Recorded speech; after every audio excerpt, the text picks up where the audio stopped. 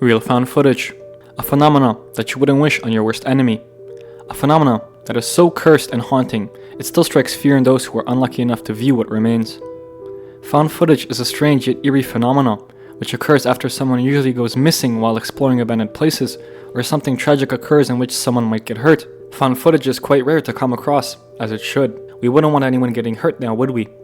But with my advances throughout the internet, I've stumbled across many websites that contain this so-called real found footage. And it would be my pleasure to share it all with my closest friends. Thank you all for tuning into this episode of Real Found Footage. This is our 12th edition, and I personally would like to thank you all for sticking this far. I plan on making one huge video on the Real Found Footage series, in which I will detail many interesting things. But for now, let's move on and focus on what we'll be going over today. Welcome to 3 dawning cases of real found footage. Let's begin. The first video we will discuss is known as the Cameron Robbins story. Cameron Robbins was a teenager like everyone else, full of bravery, but with the bravery came naivety. Cameron Robbins was a high school graduate who decided to go on a cruise with some friends from school, which took them to the Bahamas to celebrate graduating. Everything went smoothly, and it would be safe to assume that the kids had fun while on their getaway from home. Unfortunately, things did not end the way they hoped. Cameron Robbins, whether intoxicated or sober, decided it would be fun to hop in the water and go for a swim. This kid fucking jumped off! Oh my fucking god! Oh, bye-bye! Oh shit! That shit! Hey, grab the buoy! Hey, the buoy!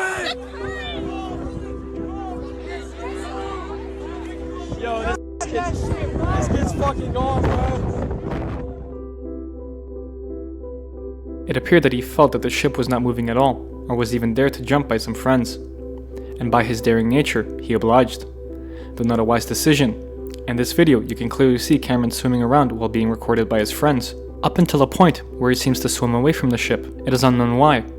Perhaps he felt something in the water with him, or felt more adventurous and wanted to show off to his friends. It is truly unknown what was down there in the water with Cameron. Some say it was a shark, but specialists speculate that it was not a shark attack, as he would have been bitten or shaken if it were. And from the video, you can see that he is not calling for help, which leads me to speculate he simply was either too intoxicated to realize the scenario, or was caught struggling with hypothermia, as the water can get quite cold at night. Regardless, after this video was taken, Cameron Robbins was never to be seen again, and this footage was all that remained of him, as his body was never recovered. My prayers go out to the family of Cameron, as it's any parent's worst nightmare to lose a child, especially in such a terrifying way. The second video we will examine together is known as the Timothy Treadwell tape. Timothy Treadwell was an animal conservationist who loved all species of animals, similar to that of the late Steve Irwin, ironically suffering a similar fate. As Tim would engage with animals he felt he could trust, but that trust he thought was simply mistaken for curiosity. As he engaged with a bear, the grizzly bear tore him to shreds along with his girlfriend Amy. The only thing that remained of him was the recording, in which I cannot show you because the audio recording is incredibly graphic and contains 2 individuals who are being mauled and eaten by bears while screaming for their life. It's truly disturbing, but there is a recording of the reactions of the loved ones who have heard the tapes, and it's truly heartbreaking at the very least. Knowing that your loved ones had passed in such a grueling way is truly something anyone would fear. My heart goes out to anyone who had suffered similar fates, but a lesson is to be learned. Not everyone and everything may be trusted, so always remain cautious of your surroundings. The final video we'll examine together is known as the David Shaw footage. David Shaw was a professional scuba diver who was sent to recover a body after a prior diver has drowned within the deep waters. David Shaw was equipped with a camera and was sent to recover the diver's body. He entered a cave that was presumably around 270 meters deep. In the footage, you can see David struggling to find the body underwater, as it is most likely floating around since the previous diver has not been there very long. Dave then gets caught on some kind of line on his departure after finding the body. The line dragged all of the other diver's equipment along with the other diver behind him, making it incredibly hard to escape the cave. Again, now he's coming back to the body. And you can see he's checking, making sure everything's right with his time. Time's getting short now. The time is nearly to the point where he needs to leave. Okay, good check. All the time checking, making sure he's okay, working at the same time. There's the line. This is a line we were worried about being loose, and there it is loose. Okay, we've now come to the end of our time now, and it's time to leave. Dave's decided he's going to leave. All on plan, everything's right. He's still working hard, everything's right. He's leaving. Okay, all on time, working hard. Quick check, make sure his gauges are right. Something seems to be stopping him now.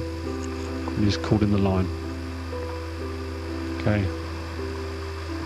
He's working hard trying to untangle himself. You can see the bag. Okay, there he goes. He's moving on again. Now, he's breathing very hard. It's getting quite difficult to do things. Good check on the gauge. Now, Dave's breathing would be getting quite heavy as he's trying to work his way out. And slowly, Dave would start to become incoherent, and then he would stop.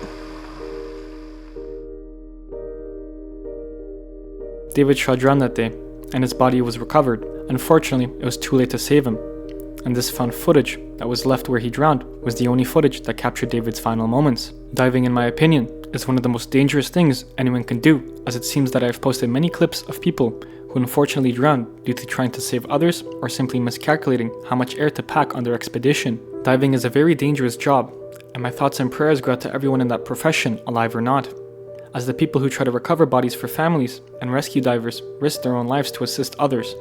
It's truly a heroic profession, and I couldn't even imagine myself being tasked with such a mission. But that is all for this video, as these were 3 creepy cases of real found footage that have been recovered, and I hope you guys enjoyed the video, as real found footage is really difficult to find, along with footage that may be shown on YouTube, as many videos get taken down due to graphic contents and depressing nature. I simply hope that none of you guys will ever have to be faced with a life-threatening scenario, where the only thing you were able to leave behind was a recording of your final moments to your loved ones, as it is truly one of the worst ways to say goodbye. But nonetheless, I would like to thank you all for sticking by and leave a comment displaying your thoughts on these 3 creepy cases of real found footage, and let me know if there's any other videos you would like for me to cover. This was Nightfuel, and I hope you have a good evening and good night.